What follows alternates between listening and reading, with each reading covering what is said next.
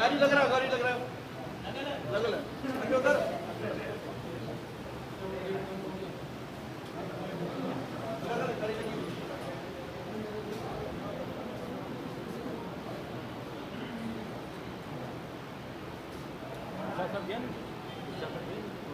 गाड़ी लगो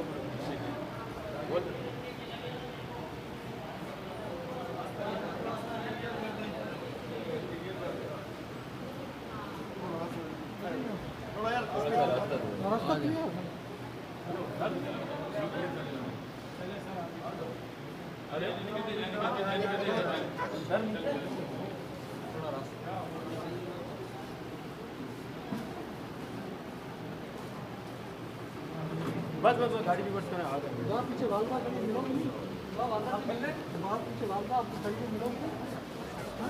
इधर थोड़ा से हम उस तरफ बात करने के लिए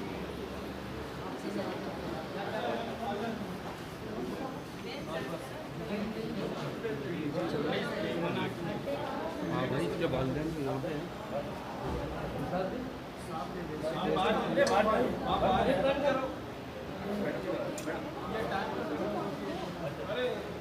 ये बना देना इस वक्त आप बाहर निकले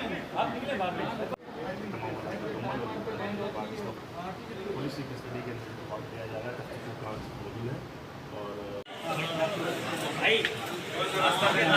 जो आपके वालिदैन आए हैं उनसे मिलेंगी वालिदैन से? आप ऐसे ना करें ना, फिलहाल कुछ तंग ना करें, चले वो परेशान आप तंग ना करें, फिलहाल कोई सवाल नहीं करें, प्लीज कोई सवाल नहीं करें, इधर आपको सारी ब्रीफिंग मिल जाएगी।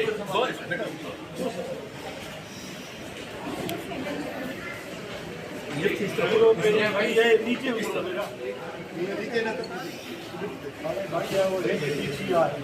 दबा के रखो।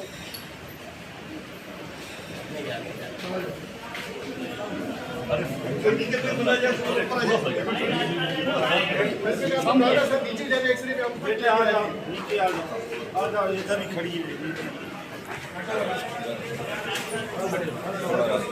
फासला का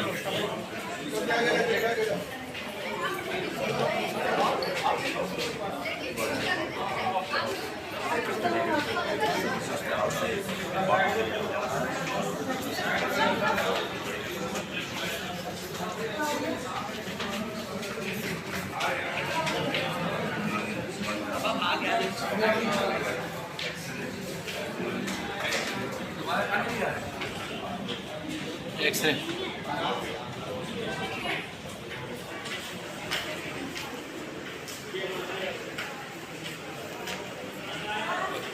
दुआ ज़हरा से हमने सवाल करने की कोशिश की कि वालिदैन आए उनसे मिलेंगी या नहीं मिलेंगी, तो डॉक्टर्स ने कहा कि दुआ ज़हरा जो है पहले से परेशान है, तो लिहाजा आप लोग सवाल ना करें, सवाल करने से रोक दिया गया। मुझ समेत और भी बेशुमार जो दोस्त हैं सहाफ़ी उन्होंने भी सवाल किए, लेकिन दुआ ज़हरा खामोश थी, जवाब नहीं दिया, लेकिन पुलिस और जो डॉक्टर्स हैं उन्होंने रोक दिया है।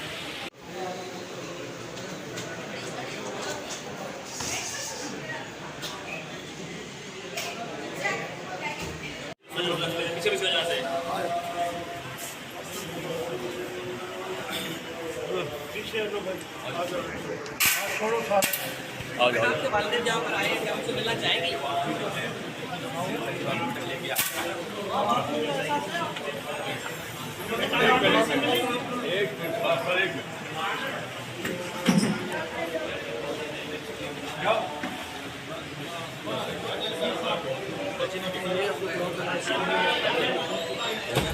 बिस्मिल्लाहिर्रहमानिर्रहीम। तमाम मीडिया के दोस्तों का बहुत शुक्रिया कि वो आज एक बार फिर यहाँ जमा हैं, इस केस पे उनकी नज़र है, ख़ानदान के साथ खड़े हैं।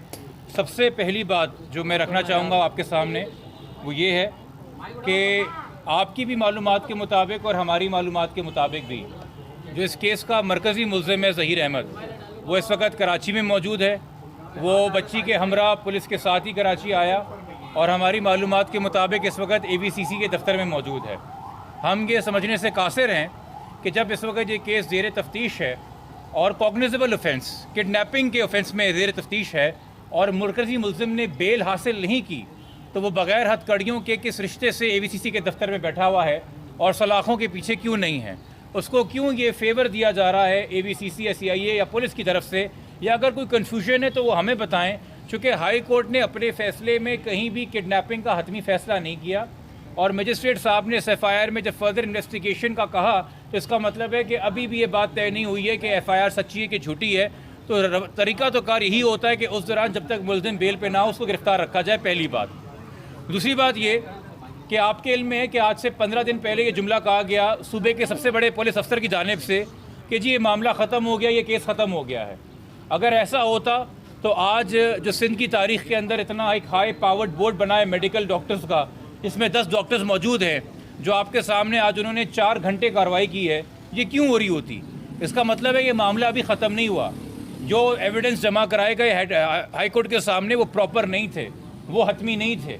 ये मामला अभी भी ज़ेर तफ्तीश है और अभी हमें, जैसे आपको भी आगाह किया है बोर्ड की चेयरमैन, रिस्पेक्टेबल चेयरमैन ने, कि वो मंडे को कोर्ट के अंदर अपनी हतमी रिपोर्ट देंगे कि बच्ची की उम्र उनके लिहाज से क्या है। यहाँ पे मैं एक बात बहुत वाज़ेह कर दूँ, चूँकि लोग कंफ्यूज हो रहे हैं। एक जगह हमारा मौक़िफ़ है कि जब नादरा के डॉक्यूमेंट्स हों और वाक़े से बहुत पहले उनका इजरा हुआ हो तो मेडिकल एविडेंस उनके ऊपर सबकत हासिल नहीं कर सकता।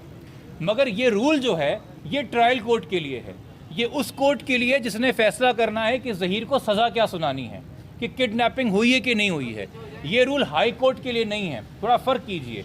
क्रिमिनल ट्रायल में, फौजदारी के मुकदमे में जब डॉक्यूमेंट्स को फरोला जाता है और उनको जांचा जाता है तो वहाँ पे नादरा के डॉक्यूमेंट्स को तरजीह दी जाती है मेडिकल एविडेंस के ऊपर। मगर जो हस्बे बेचा की कार्रवाई होती है, जो हाई कोर्ट में होती है, वहाँ पे जो चीज़ें सामने होती हैं पेपर के, on the face of it फैसला किया जाता है। चूँकि एक हाई कोर्ट का फैसला है जिसके तहत बच्ची को आज़ाद कर दिया गया कि वो अपने ओन फैसला करे, वो जहाँ जा सकती है, और वालिदैन को नहीं लुटाया गया, हमारे लिए बहुत ज़रूरी है कि हम उस हाई कोर्ट के फैसले को रद्द करवाएं, हम उसको चैलेंज करें। बिस्मिल्लाहिर्रहमानिर्रहीम, अस्सलाम वालेकुम नाज़रीन, मैं हूं साकिब बशीर। नाज़रीन, दुआ ज़हरा केस से मुतल्लिक बात करेंगे। आज बड़ा अहम दिन था, मेडिकल बोर्ड उसका जो इजलास था वो अब मुकम्मल हो गया है। आज वहां पे क्या होता रहा, दुआ ज़हरा को लाया गया तो क्या जज्बाती मनाजर थे। उनके जो वकील हैं जिब्रान नासिर, वो क्या कहते हैं वो आपने सुन लिया, या पुलिस जो है वो इस हवाले से जहाँ वहाँ पे लेके आई तो वहाँ पे क्या हुआ, इस तमाम तनाजुर में बात करेंगे। और इसके अलावा हम ये भी बात करेंगे कि जो तफ्तीशी अफसर है इस केस में, उससे मुतल्लिक जो दरख्वास्त थी उससे मुतल्लिक भी बड़ा फैसला आ गया है और एक बड़ा धचका आप जो है वो इस केस में कह सकते हैं। इन दोनों मामलात पे बात करेंगे। मेडिकल बोर्ड का इजलास आज दूसरा इजलास था, और दूसरा और हतमी और आखिरी इजलास आप ये कह सकते हैं कि आज दुआ ज़हरा को वहाँ पे जो मेडिकल बोर्ड है उसके सामने पेश किया गया। नंबर 1, दुआ ज़हरा ने जो मीडिया के सवालात के जवाबात बिल्कुल नहीं दिए, आपने वीडियो में देख लिया होगा। मुख्तलिफ सवालात पूछे गए, वालिदैन से मुलाकात, वालिदैन से मिलने के हवाले से पूछा गया, लेकिन कोई जवाब जो है वो नहीं दिया गया। दुआ ज़हरा की तरफ से ऑन रिकॉर्ड कोई बात नहीं की गई। इसके अलावा मेडिकल बोर्ड के सामने दुआ ज़हरा को आज जो सिंध पुलिस है वो लेके आई, दुआ ज़हरा को पेश किया। सख्त सिक्योरिटी थी। उनके वालिदैन जो है दुआ ज़हरा के यकीनी तौर पर जो वालिद है, वालिद है, जो वालदा हैं, उनके जज्बात, एहसासात, उनकी ख्वाहिश ये यकीनन थी, होनी भी चाहिए कि कोई भी वालिद जो है अपनी बेटी को, बेटे को, अपनी औलाद को यकीनी तौर पर मिलना चाहता है। उसके जज्बात होते हैं, एहसासात होते हैं। मेरा ये ख्याल है कि अगर दुआ ज़हरा सिक्योरिटी में भी अपने वालिदैन को मिलती तो डेफिनेटली वालिदैन कुछ भी नहीं कर सकते कि उसको कोई शाउट करें, उस पर कोई दबाव डालें, लेकिन मिलना जो है वो इसमें कोई हर्ज नहीं था। बहरहाल हुआ ये कि बिल्कुल जो है वो मुलाकात नहीं की। डेफिनेटली वालिदैन की ख्वाहिश थी, दुआ ज़हरा नहीं मिली।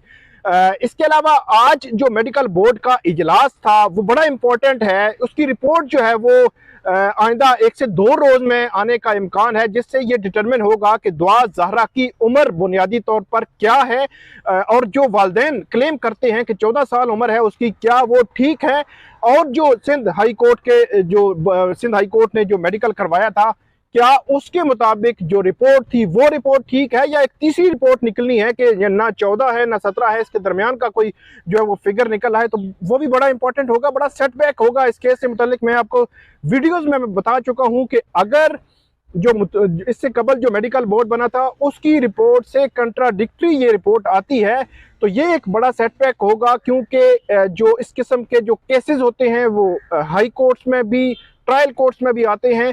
तो हमेशा से जो अदालतें हैं वो मुतलका जो फोरम्स हैं इस तरह के मेडिकल के, उनको भेजते हैं कि वो उम्र का तयन करें। तो अब इसमें उम्र का तयन करने से मुतल्लिक अगर रिपोर्ट कंट्राडिक्टरी आई तो क्या होगा, बड़ा इंपॉर्टेंट है। 1 से 2 रोज में ये रिपोर्ट आनी है। जो हड्डियों के जो वो टेस्ट थे वो करवा लिए गए, इसके अलावा दांतों के टेस्ट करवा लिए गए, खून के जो सैंपल थे वो ले लिए गए, इसके अलावा फिजिकली जो सवालात करने थे दुआ ज़हरा से वो कर लिए गए। जिब्रान नासिर जो वकील हैं जो मेहदी अली काज़मी के, उनसे जो पूछताछ हुई, उनके जो दस्तावेजात हैं उन्होंने पेश कर दी। और सबसे बड़ी बात यह है कि जो दुआ ज़हरा के वालिदैन हैं, उनके वकील व दुआ ज़हरा के वालिदैन इस जो मेडिकल बोर्ड है इस पर मुकम्मल एतमाद का इजहार कर रहे हैं। ये बड़ा इंपॉर्टेंट है, क्योंकि माजी में हमने देखा कि उनको जो है वो कुछ खदशात, कुछ चीज़ें उनका इजहार उन्होंने किया, लेकिन अब की बार वो मुकम्मल उस पर जो है वो एतमाद का इजहार कर रहे हैं। देखते हैं कि मेडिकल बोर्ड की जो रिपोर्ट है वो क्या आएगी। और जो दुआ ज़हरा है उसको पहले वहाँ पे जो सिंध पुलिस है उसने लाया तकरीबन 10:30 बजे, और वहाँ से तकरीबन 3 से 3:15 बजे वहाँ से उसको दोबारा से अब रवाना कर दिया गया है। वापस डेफिनेटली दुआ ज़हरा को शिफ्ट किया जाएगा लाहौर, और उसके बाद वापस, जब तक कि अब कोर्ट उसको समन नहीं करती इन पर्सन तलबी के हवाले से, तब तक जो है वो दोबारा जो है वो उसको शायद नहीं लाया जाएगा कोर्ट में। एक तो ये हो गया कि मेडिकल बोर्ड की अब रिपोर्ट आनी है, क्या रिपोर्ट आती है, अदालत क्या डिटरमिन करती है, मेडिकल बोर्ड जो दस्तावेजात हैं क्या उनको भी मद्देनजर रख कर कोई रिपोर्ट मुरतब करेगा, या सिर्फ जो मेडिकली जो चीज़ें आती हैं, रिपोर्ट्स आती हैं, जो एक्सरे आता है उसको देखकर जो है वो रिपोर्ट मुरतब करेगा। ये बड़ा इंपॉर्टेंट होगा।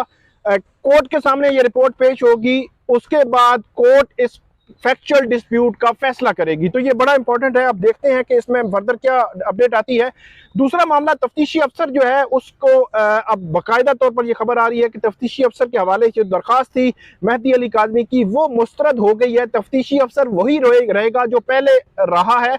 तो अदालत ने यह कहा है कि जो सी चलान जो है वो पेश किया गया वो हमने अभी मंजूर नहीं किया, वो हमने देखना है। तो डेफिनेटली अदालत जो है वो इसको देखेगी, लेकिन मेहदी अली काज़मी की जो तफ्तीशी अफसर तब्दीली की जो दरख्वास्त थी वो बुनियादी तौर पर मुस्तरद हो गई है।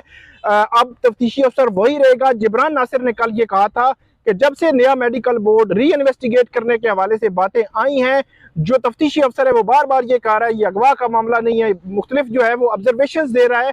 तो वो कहते हैं कि री इन्वेस्टिगेट वो कैसे कर देगा जब वो अपने माइंड उसने डिस्क्लोज कर दिया है। लेकिन अब ये खबर आ रही है कि दरख्वास्त तफ्तीशी अफसर की तब्दीली की मेहदी अली काज़मी की वो मुस्तरद हो गई है। मेडिकल बोर्ड की अब रिपोर्ट आनी है। दोनों खबरें जो है वो बड़ी इंपॉर्टेंट हैं। अब देखते हैं कि मेडिकल बोर्ड की रिपोर्ट और री इन्वेस्टिगेट करने के हवाले से पीर के रोज जो है वो मामला क्या आता है सामने।